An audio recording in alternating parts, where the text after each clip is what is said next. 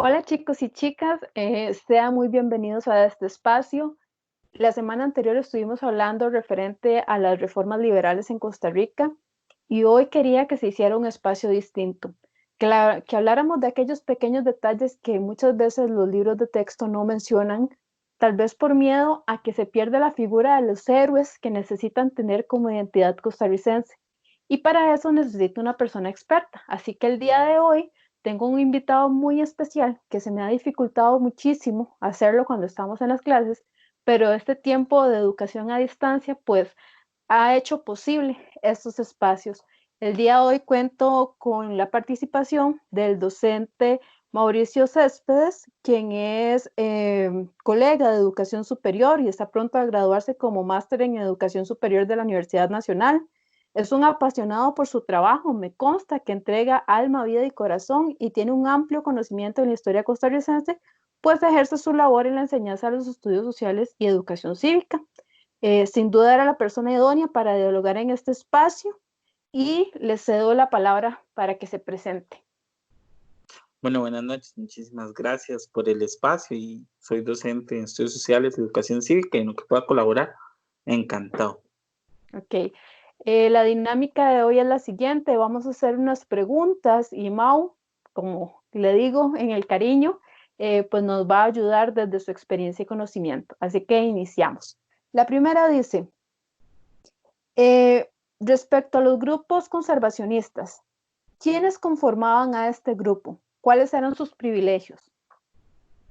Ok, lo van a confeccionar o va a estar compuesto por todas aquellas personas que van a tener un estatus alto dentro de la sociedad. Hay que tener en cuenta que para la sociedad que vamos a estar en esa época van a haber un pequeño grupo que tiene tanto la parte económica como la parte de conocimiento, o sea, los que dominaban la riqueza habían logrado ser parte de los grupos de poder, conformados desde luego por todos los que tenían herencia de antepasados españoles y demás que fueron ocupando puestos de poder, que con la independencia estos criollos que eran eh, hijos nacidos acá, hijos de españoles nacidos en el continente, van a ir ocupando estos puestos de poder.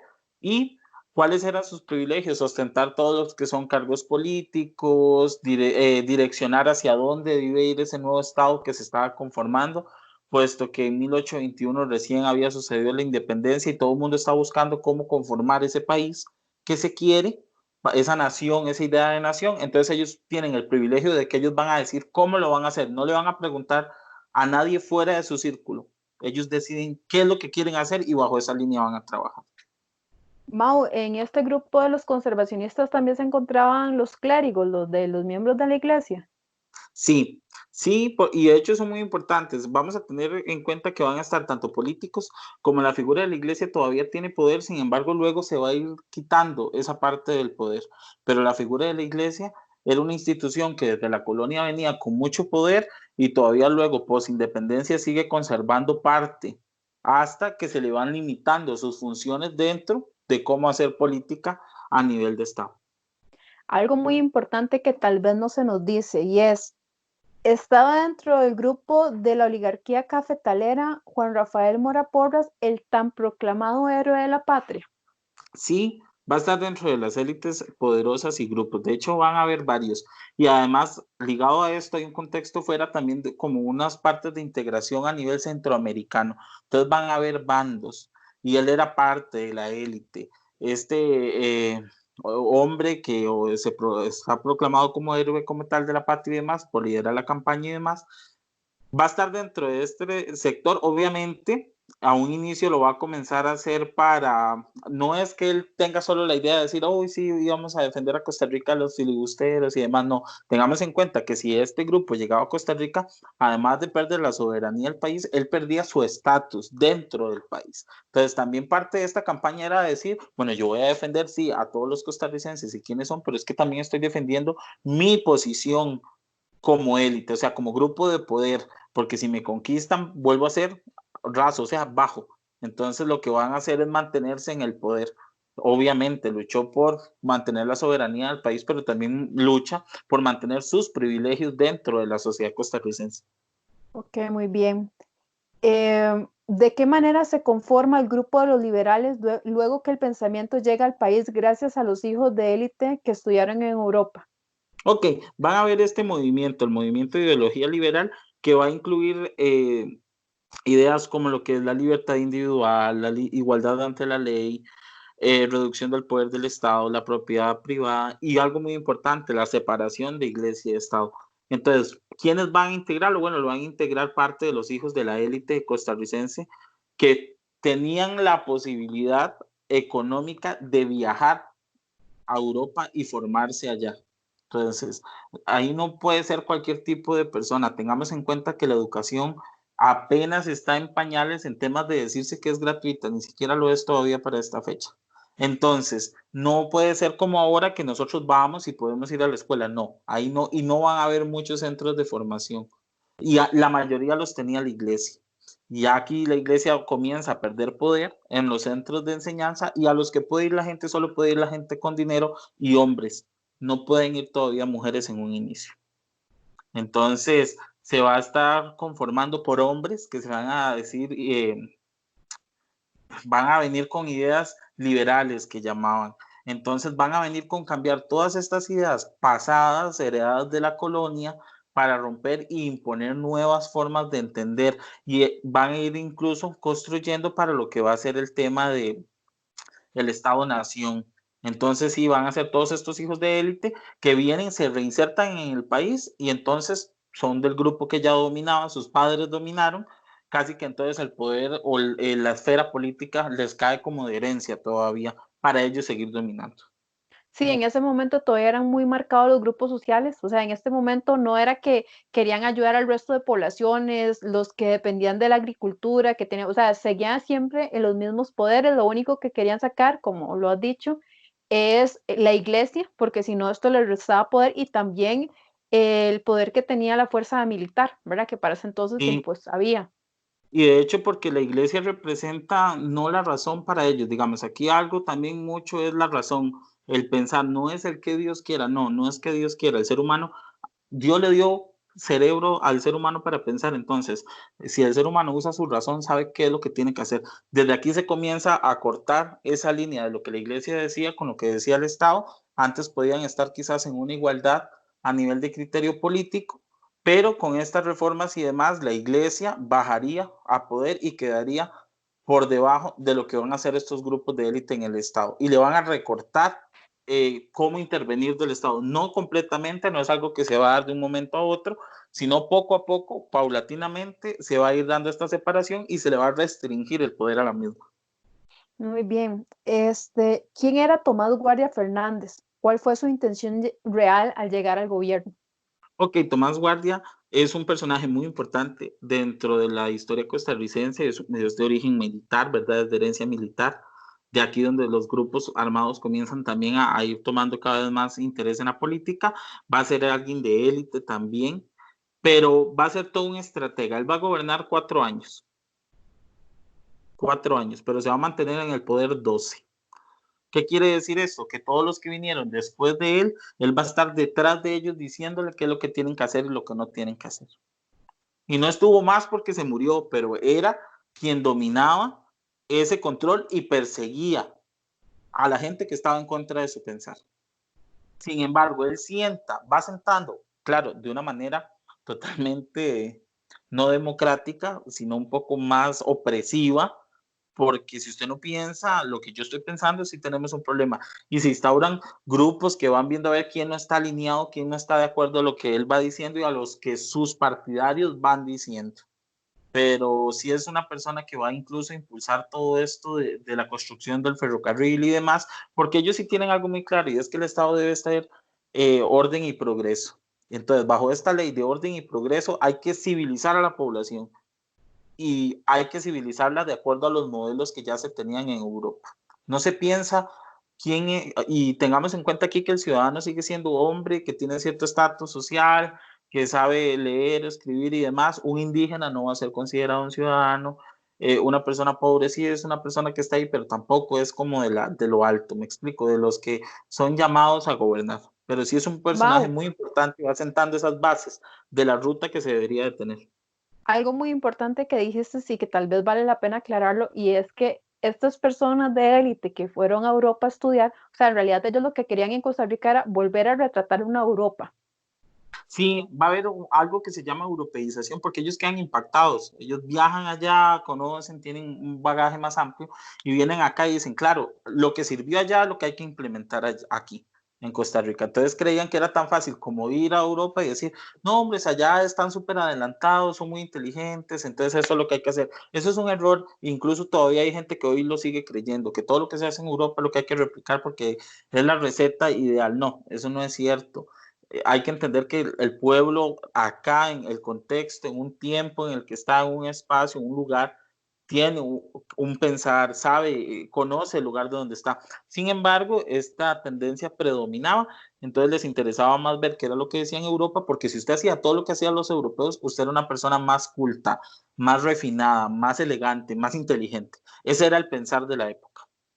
Sí, de hecho, actualmente todavía tenemos, como por decirlo así, secuelas de ese pasado que quisieron replicar, ¿verdad? Con edificaciones que quisieron ejemplificar lo que vieron en Europa, como el Teatro Nacional. El Teatro Nacional, el Colegio de Señoritas, o sea, hay mucha infraestructura que está igual basado en ese tipo de arte. Hay que entender que aquí la gente se vestía igual que principalmente que los franceses, se construía igual, se buscaban a comprar hasta los mismos muebles, se traían de allá hasta acá. ¿Por qué? Porque de acuerdo a eso era algo tal vez muy superficial, pero la gente decía, uy, sí, qué cara, es como el seguir creyendo que tener todas las cosas de marca que usan los famosos a usted lo hace más o menos. O sea, es lo mismo, solo que ahora aplicado a un contexto diferente. Ok, muy bien. Eh, Creo que pudimos responder un poco, pero podemos tal vez agregar algo más. ¿A qué se referían con que las reformas liberales querían hacer a Costa Rica un país civilizado, entre comillas, y potencialmente económico? Ok, sí, como vienen a incrementar todo esto de la libertad individual, la reducción del poder del Estado y demás, y la propiedad privada, ellos lo que van a buscar es que el Estado, y cuando yo hablo de Estado, hablo del gobierno o del país como tal, las personas que van a dirigirlo, no tiendan a decirlo, no, esto usted no lo puede hacer. Ellos lo que querían era que los que eran accionistas, o sea, los que tenían dinero, pudieran decir, hay que hacer esto y esto hay que hacerlo porque eso nos ayuda a ser más civilizados. Eso nos ayuda, porque aquí hay que tener en cuenta, Costa Rica sí era un país sumamente agrícola, con problemas de salud increíbles. Aquí no vamos a tener la Caja Costarricense del Seguro Social, o sea, como ustedes lo pueden ver ahora, no había un EVAIS, la salud no es gratuita, son puros remedios casi de abuelita y demás que la gente va a poderse tratar. No hay acueductos, no hay calles como las están viendo, son muy pocos, tal vez casi que las que ya habían sido de herencia colonial, por ejemplo, el centro de Cartago. Van a ser que van a tener ahí sus calles y demás, pero el resto de poblaciones van a ser muy rurales, muy agrícolas. Entonces, todo lo que llevara a un progreso hacía ver ante los ojos de los extranjeros, europeos principalmente, que era entonces un país que estaba mejorando. Y si era un país que estaba mejorando, yo como extranjero podía invertir ahí. Entonces se considera civilizado todo el que vaya reproduciendo casi aquel modelo que hacían los franceses o los demás europeos. Eso era ser civilizado. Ser civilizado no es ser campesino, ser civilizado no es ser indígena, porque no comprenden la ley como tal, no se van a entender como ciudadano. Entonces todo eso busca cambiar. Ahora, no es algo que pasó en Costa Rica, va a pasar en toda la región, en gran parte de la región latinoamericana, este pensar de orden y progreso. Incluso para que haya orden y progreso y demostrar que un Estado era civilizado, el tren tenía que estar. Toda nación que iba emergiendo o toda nación que se direccionaba a ser mejor debía tener un tren, porque era el medio de transporte a lo interno más rápido, más útil, que permitía no solo transportar gente, sino transportar carga, producción. Ok, muy bien. Se podría decir que a partir de las reformas liberales se inició el proceso de los derechos humanos en Costa Rica, por ejemplo, con la eliminación de la pena de muerte o la tenencia de tierras a manera colonial. ¿Es así o viene muchísimo No, después? creo que no. Por el siguiente sentido, primero que todo, ser ciudadano, vuelvo y repito, depende de la cantidad de dinero que usted tenía, si era hombre, si sabía leer y escribir, entonces no hay derechos, porque si yo digo derechos humanos debería ser todos iguales. Por ejemplo, un indígena no podía tener tierras, era gente que se concebían como personas que vivían como arrimadas en un territorio que es de ellos, porque ellos eran los originarios del continente, o los que estuvieron incluso antes de la colonia. Entonces, sí se van a ir eliminando cosas y tratar de reconocer otras. Por ejemplo, sí, se da la abolición de la muerte con la independencia, pero eso no garantizaba que fuéramos iguales. Va a haber una clara diferencia, depende de quién es usted y quiénes son sus antepasados. Si usted es antepasado de españoles, si usted es antepasado entre un español y un indígena, eso va a estar muy claro. Entonces, tal vez se puede ir reconociendo derechos humanos, pero para algunas personas, no para todos. Y Ok. para un selecto grupo. De manera general, ¿qué consecuencias trajo la construcción del ferrocarril a Limón que impulsó la economía del país en una correlación entre el impulso económico y el maltrato humano que se dio? Ok, vamos a tener lo siguiente, podemos conectar San José con Limón. Ahora, ¿por qué Limón? Bueno, porque ahí estaba el puerto que conectaba al Caribe. Tengamos en cuenta que si vamos a tener, este es el continente, por decirlo una cuestión, en América, y aquí va a estar el Caribe y aquí está Europa. Es más fácil que nuestro principal puerto quedara en el Caribe porque nos conecta más cerca con Europa.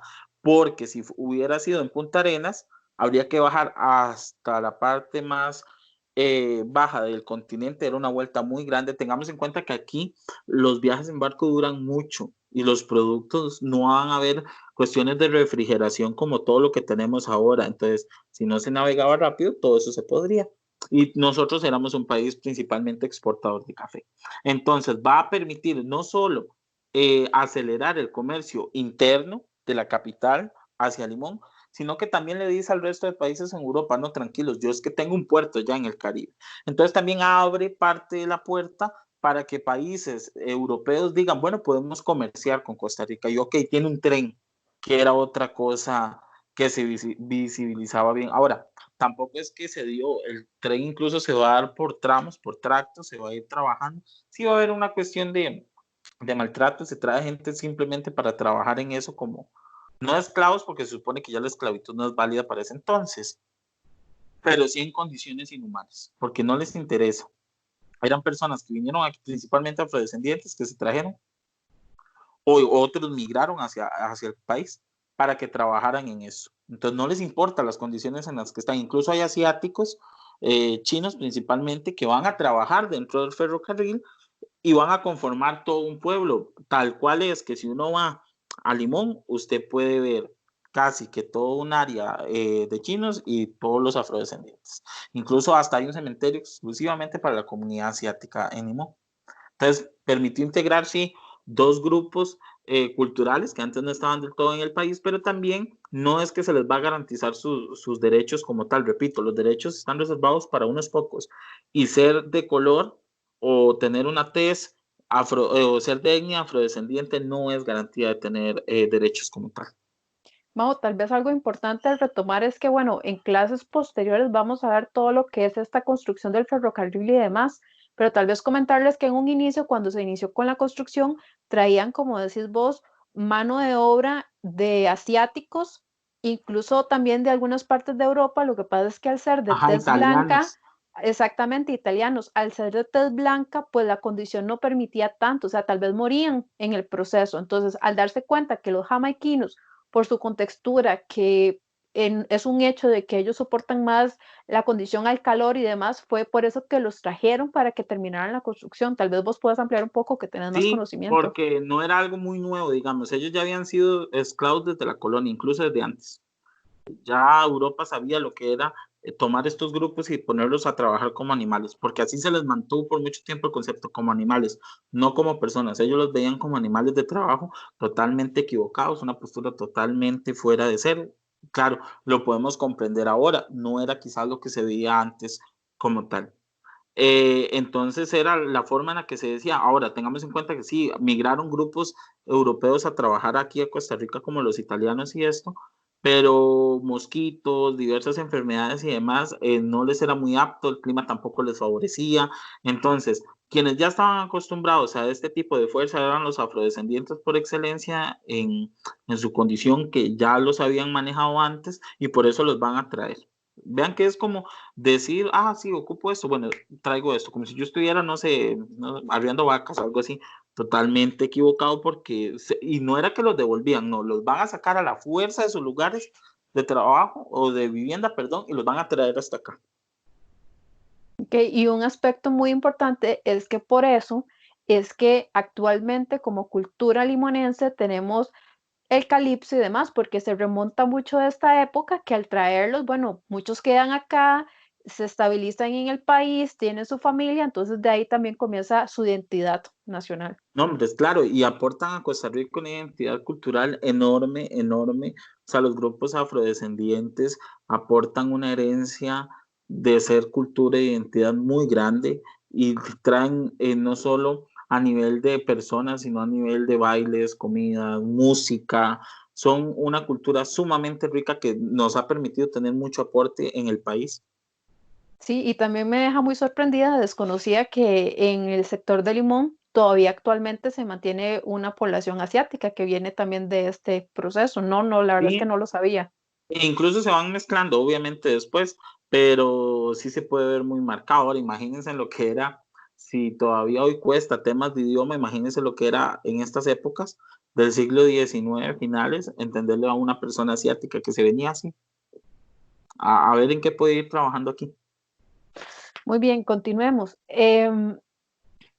¿Para quiénes reinó la relativa estabilidad política durante el gobierno de los presidentes con pensamiento liberal? ¿Realmente favorecía a toda la población? Creo que hemos hablado un poco de eso. Sí, creo que no, pero sin embargo fue abriendo ruta, porque en algunos casos sí hubo, por ejemplo, Alfredo González Flores trató de, ya para 1914, que todavía es dentro de este periodo liberal y demás, trabajar para el pueblo como tal. Hubo reformas a finales del siglo XIX, o sea, a finales de 1800, donde la educación se trata de abarcar y que sea para más personas. O sea, hay un proyecto económico claro que es para favorecer a la gente que tiene dinero.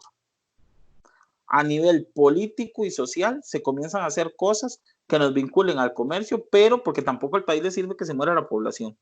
Entonces, que comienza a tratar de generar propuestas para que el Estado acoja también a la población. Esto con el fin de ir teniendo una población más sana e ilustrada, o sea, instruida, para que pueda incorporarse mejor al mercado internacional y responder a los intereses económicos de la época. ¿Cuáles de las reformas impulsadas a partir de 1870 se mantienen en la actualidad? Bueno, digamos que ya todo lo que era parte de la herencia de ir buscando lo que es la elección popular, ir buscando, bueno, el tratar de buscar que todos somos iguales ante la ley, el ir generando este tema de, bueno, qué es lo que le compete al Estado, qué no le compete al Estado, hasta qué punto debe trabajar el Estado. Creo que es parte incluso de lo que podemos ver actualmente que se va a retomar mucho después.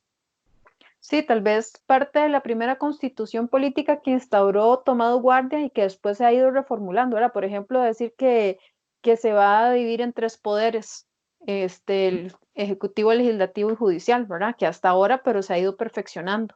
Sí, ahora que vuelve, viene siendo como la segunda, porque igual antes estaba el Pacto de Concordia, Ujú. pero sí, son parte de la herencia que nos va quedando, porque sí hay que tener claro, el periodo liberal sienta las bases de lo que entendemos ahorita como Estado. O sea, armó todo el cascarón, si queremos decirlo de una manera, y el interior sí ha ido cambiando y demás, pero su base sigue siendo el Estado, un Estado basado en la ley, un Estado que trata de entender que las cosas se resuelven vía derecho, trata de entender que hay que tener en cuenta la voluntad del pueblo, y de ahí es que el pueblo cada vez pasó de ser el pueblo uno a que luego fueran hombres y mujeres y a que luego fuera, bueno, cualquier persona puede, ahora, igual bajo quién es ciudadano y no, pero sin embargo ya no reservado a quién tiene dinero, quién sabe leer y quién sabe escribir, quién no, sino que no importa si hay algún tipo de discapacidad, bueno, depende, ¿verdad? Pero usted puede votar, usted es una persona con derechos, usted es una persona que tiene derecho a elegir quién lo gobierna. Ok, Mau, para ir cerrando, de manera general, ¿cuál es el papel que se requiere que cumplan los ciudadanos y las ciudadanas actuales para mejorar en las condiciones del país en el ámbito social, ambiental, económico, educativo, político y cultural a nivel general? Sí, sí, porque es muy amplio. Pero Sí. bueno, podríamos decir que el nuevo ciudadano, empezando por ustedes, que son ciudadanos súper jóvenes, bueno, que están a punto de entrar en esa categoría, deben ser conscientes de que el Estado o la nueva Costa Rica necesita personas que sean abiertas al diálogo, que no ofendan ni discriminen a la otra persona por su religión, por su persona, por su herencia étnica, o sea, sean personas abiertas al diálogo, que podamos construir y no separarnos, que sepamos agarrar de las diferencias que nos une para avanzar juntos, porque si logramos primero ponernos de acuerdo, podemos ir viendo las otras áreas. ¿Algún aporte a nivel personal que querés hacer de este conversatorio a las reformas liberales? Bueno, siento que es un tema, siento que es importante tomárselo con seriedad en el tema de que a veces sí, la historia puede ser aburrida, que pereza, que cansado, puede pasar, pero sí hay que tener en cuenta que lo que tenemos hoy y entendemos hoy como Estado no surgió así de manera espontánea. No es que un día yo me levanté y dije, uy, sí, mire, puedo votar, esto es un Estado. No, no, esto es parte de un proceso. Entonces hay que entender qué motivó esos procesos para entender el Estado que tenemos hoy, qué no debemos repetir para tener un Estado todavía mejor del que tenemos hoy. Ok, Mau. Bueno, hemos llegado al fin de esta conversación. Agradezco muchísimo tu tiempo, tu espacio. Sé que sos una persona con una agenda muy ocupada, pero espero que esto sea de provecho para mis estudiantes, que puedan comprender muchísimo más este tema, que como decís es muy complejo, es muy amplio, pero que aprendan algo más que, como dije al inicio, tal vez no se dice textualmente en los libros cuando los leemos. Así que de verdad, muchísimas gracias. No, con muchísimo gusto, encantado y espero que les haya colaborado de la mejor manera. Ok, gracias, nos vemos. Chao.